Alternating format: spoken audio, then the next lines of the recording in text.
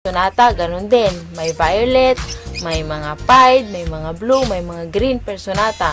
Sa black chick, ganun din. Depende rin sa kanilang mga kulay. At hindi muna natin yan i-discuss again dahil baka malito lang kayo. Okay? Dahil ang video na ito, like I said, is specifically sa pag-pinpoint o pag-differentiate kung ang ibon ay Alps 1 at Alps 2. So again, mga Dabbird Cats, just to recap, Alps 1 is non-eye ring.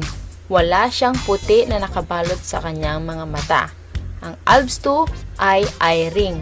Meron kang makikitang puti na makapal na nakabalot sa kanyang mga mata. So, ang tip ko sa inyo, kung titingin kayo ng ibon, ay tignan nyo kaagad sa mata.